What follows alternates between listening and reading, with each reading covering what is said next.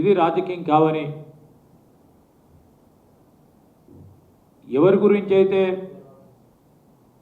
ముసలి కన్నీరు కారుస్తూ ఉన్నారో ఈరోజు ఆ పేదవారికి న్యాయంగా నీతివంతంగా వారికి కావాల్సిన అవసరాలను తీర్చడానికి ఈ ప్రభుత్వం ఉందని మీ ద్వారా వారందరికీ కూడా తెలియజేస్తా ఉన్నాం.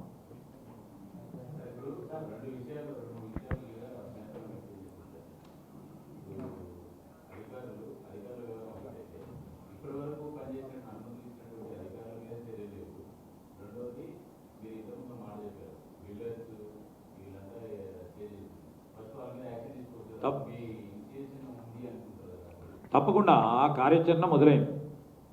దానికి సంబంధించిన అనుమతులు ఎట్లొచ్చినాయి, ఆ అనుమతులు ఎట్లొచ్చినాయి, ఎవరి ద్వారా వచ్చినాయి, ఏ అధికారులు తీసుకున్నారు,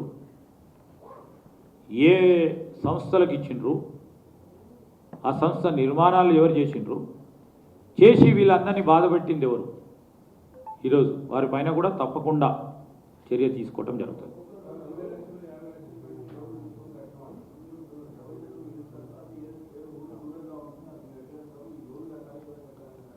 ఇప్పుడు ఈ మూసీ నదికి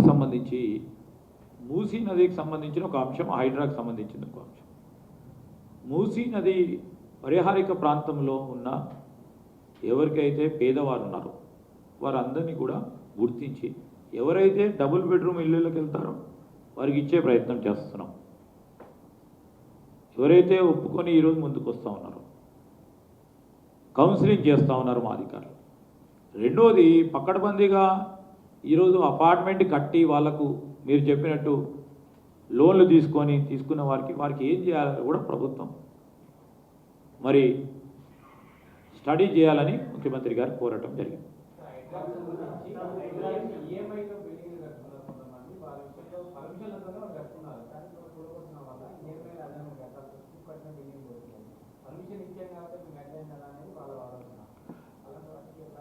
ఆ పర్మిషన్లు ఎవరిచ్చిండ్రు, వారి పరంగా ఏమి యాక్షన్ తీసుకోవాలి, ఎవరు బిల్డర్ ఇచ్చిండ్రు, బిల్డర్ పరంగా ఆ పర్మిషన్ ఇచ్చిన అధికారి వాళ్ళకి ఏ విధంగా న్యాయం చేయాలని అది కూడా ఆలోచన చేస్తుంది.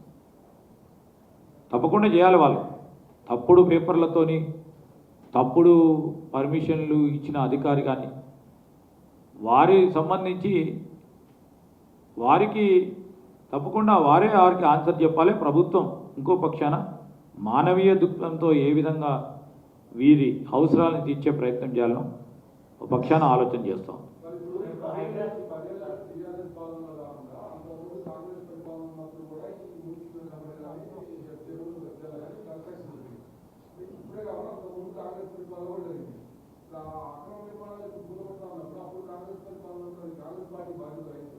ఇప్పుడు ప్రభుత్వము ఎప్పుడు నేను ఈ ప్రభుత్వం ఆ ప్రభుత్వం అని చెప్పలా, అనేక సంవత్సరాలుగా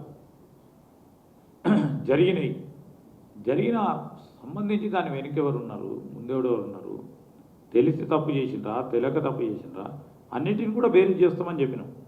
ఈ ప్రభుత్వం అంటే ఇప్పుడు అప్పుడెప్పుడో చేయలేదని ఇప్పుడు చేయకుండా ఉండమంటారా? ఇప్పుడు రేపు పొద్దున మనం ప్రజలను సెన్సిటైజ్ చేయాలి.